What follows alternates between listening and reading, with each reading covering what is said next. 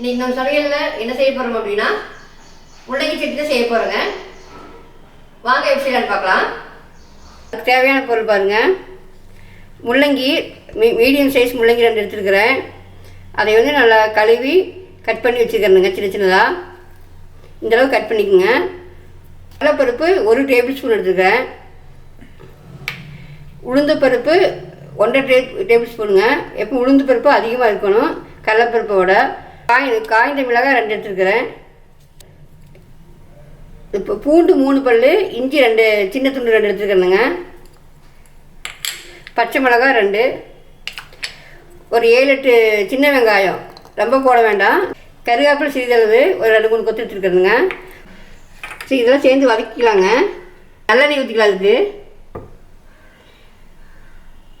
எண்ணெய் கொஞ்சம் காயிட்டு கடலைப்பருப்பு போட்டுக்கலாம். உளுந்து பருப்பு போட்டுக்கலாங்க.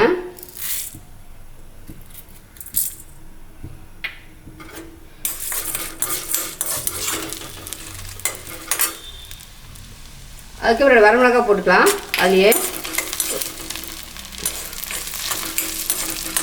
கருவேப்பிலையே போட்டுக்கலாங்க.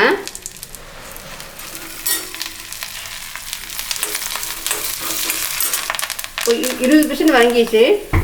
நம்ம இஞ்சியுமே பூண்டு போட்டுடலாம். முதல்ல இஞ்சி பூண்டு போடக்கூடாது. 20% வதங்கினதுக்கப்புறம் தான் இஞ்சி பூண்டு போடணும். அடுப்பை கை ஃப்ளேமில் வச்சிடாதீங்க, கறியிடும். நம்ம வந்து மெதுவாகவே வச்சு வறுக்கலாம்.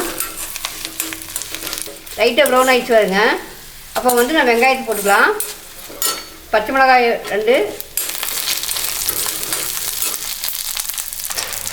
வெங்காயம். நீங்கள் 40% வதங்கினதுக்கப்புறம் தான் நீங்கள் வந்து வெங்காயம் எல்லாம் போடணும். அப்போ 2 எல்லாம் வதங்குறப்போ ஈக்குவல் ஆகிடும். இப்போ 10 செகண்ட் வதக்கி எடுக்கலாங்க. அதுக்கப்புறம் முள்ளங்கி போட்டுக்கலாம்.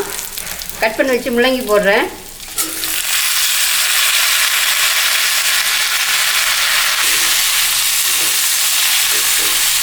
ஒரு 10 நிமிஷம் வதங்கிடுங்க. நல்லா வதங்கி வருது. ஒரு 10 நிமிஷம் வதக்கினேன். நல்லா வதங்கிட்டு பாருங்க. அந்த கடலைப்பருப்பு இதெல்லாம் சேர்ந்து நல்லா வதங்கிட்டு பாருங்க. இந்தளவுக்கு வதங்கணும். நல்லா கலர் மாதிரி அமுத்துனா போதும் பாருங்க. கொஞ்சம் மறுபடியும் புளி சேர்த்துக்கலாம். இதுக்கு ரொம்ப சேர்க்க வேண்டாமுங்க. காரம் தான் அதிகமாக இருக்கணும். புளி அதிகமாக சின்னதாக எடுத்துக்கும் பாருங்க. ஒரு சின்ன குட்டியாக இந்தளவுக்கு போட்டால் போகுது. இது தேவையான உப்பு போட்டுக்கலாம்.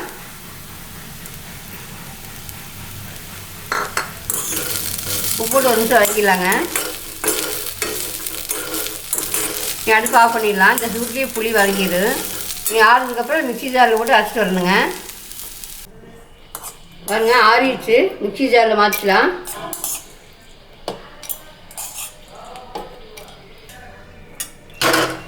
கொஞ்சம் தண்ணி ஊற்றிக்கலாங்க. நம்ம ஊற்ற வேண்டாம், கொஞ்சமாக ஊற்றிட்டு அரைச்சிட்டு மறுபடியும் ஊற்றிக்கலாம். இது கொஞ்சம் கெட்டியாக தான் அரைக்கணும். கெட்டியாக அரைச்சிக்கலாம். ரொம்ப நைஸாக அரைச்சிடாதீங்க. கொஞ்சம் பருவரும் அரைங்க. அப்படி நான் டேஸ்ட்டாக இருக்கும். நான் அரைச்சிட்டு வந்துடுறேன். பாருங்கள், சட்னி அரைச்சிட்டு வந்துட்டேன். இதுக்கு ஒரு தாளிப்பு கொடுத்துடலாம். பாருங்கள், எண்ணெயில் 1 ஸ்பூன் ஊற்றிக்கலாம். எண்ணெய் காய்ச்சிங்க, கடுகு போட்டுடலாம். அடுத்து உளுந்து பருப்பு கடலைப்பருப்பு போட்டுலாங்க.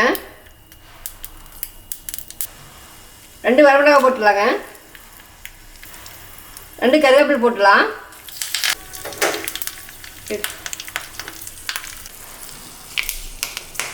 டேஸ்ட்டான ஒரு முள்ளங்கி சட்னி ரெடி ஆகிடுச்சு. இது இட்லி தோசைக்கு சாப்பாட்டுக்கு வச்சு சாப்பிட்டாலும் செம்ம டேஸ்ட்டாக இருக்குங்க. நீங்கள் இதே மாதிரி செஞ்சு சாப்பிடுங்க. நீங்கள் இதே முறையில் செஞ்சு சாப்பிட்டு எப்படி இருக்குன்னு கமெண்ட் சொல்லுங்கள். பிடிச்சின்னா நம்ம சேனல் சப்ஸ்கிரைப் பண்ணுங்கள், லைக் பண்ணுங்கள், உங்கள் ஃப்ரெண்ட்ஸுக்கெல்லாம் ஷேர் பண்ணி விடுங்க. பக்கத்தில் இருக்கிற பெல் ஐக்கானை தட்டி விடுங்க.